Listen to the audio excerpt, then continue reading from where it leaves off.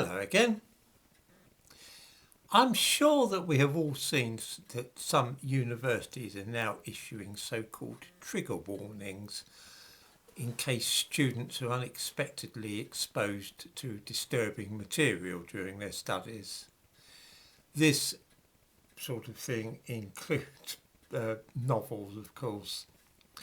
Northampton University are warning that 1984 addresses challenging issues relating to violence, gender, sexuality, class, race, abuses, sexual abuse, political ideas, and offensive language.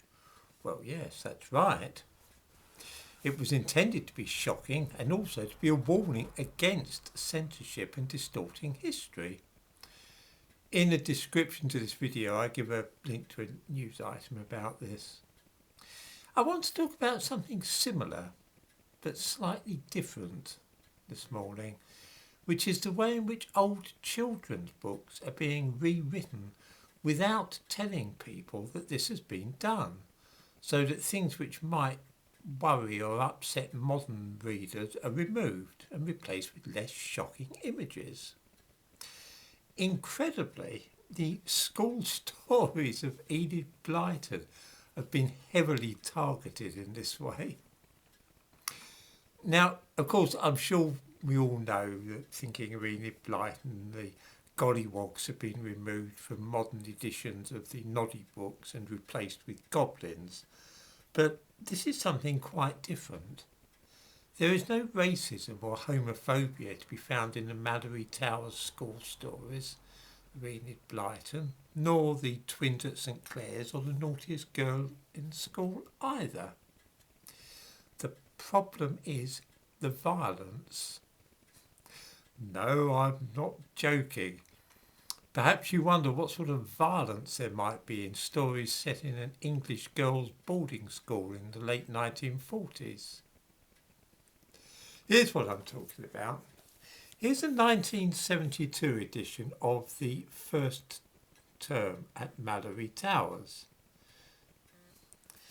All these have been updated now, the covers have been updated and the contents too. This is the modern edition of an Enid Blyton school story with ghastly cartoon characters on the cover. Let's look at what has happened to the text of the book though. Right.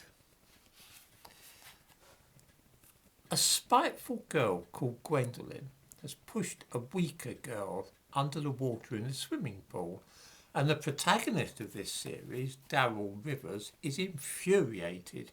She follows Gwendolyn as Gwendolyn gets out of the pool, and then Gwendolyn began to wade towards the steps that led down into the pool. Just as she was climbing up them, Daryl, who had given the weeping Mary Lou to Alicia, caught up with her. "I'm not going to duck you, you little coward," she cried, "but I am going to show you what happens to people like you." There came the sound of 4 stinging slaps, and Gwendolyn squealed with pain. Daryl's hand was strong and hard, and she had slapped with all her might anywhere she could reach as Gwendolyn hastily tried to drag herself out of the water. The slaps sounded like pistol shots. Well, there we are. Pretty violent, I'm sure you'll agree. Not something that today's children should be exposed to, perhaps.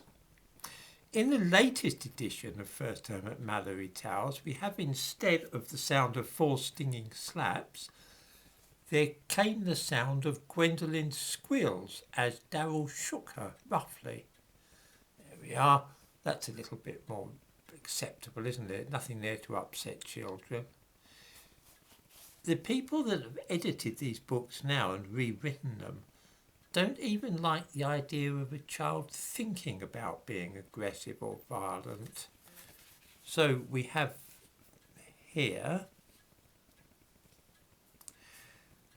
Gwendolyn was irritated before all this happened, and she was particularly annoyed with a couple of children.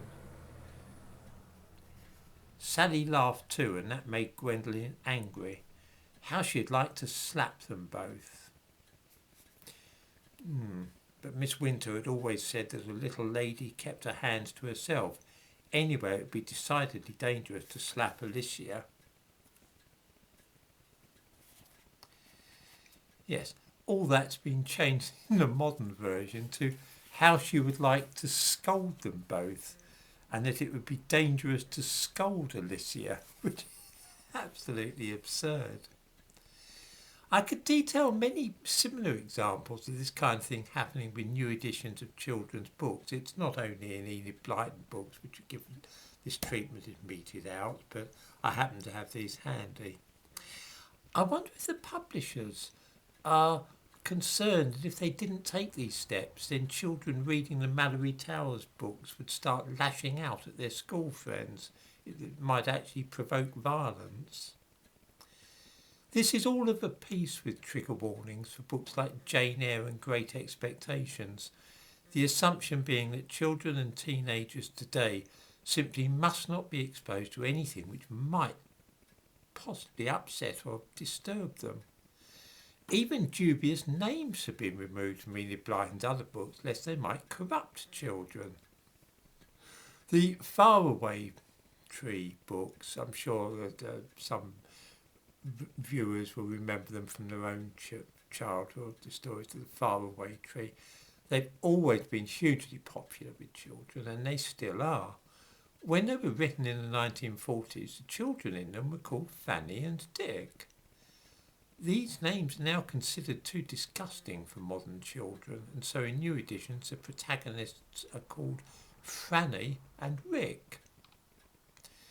Without actual physical copies of these books, which fortunately I have, it would be impossible to see what's being done, and I dare say that some people would think that their memories were playing them false. What times we live in when children's school stories are considered to be too violent or sexually suggestive for the modern generation.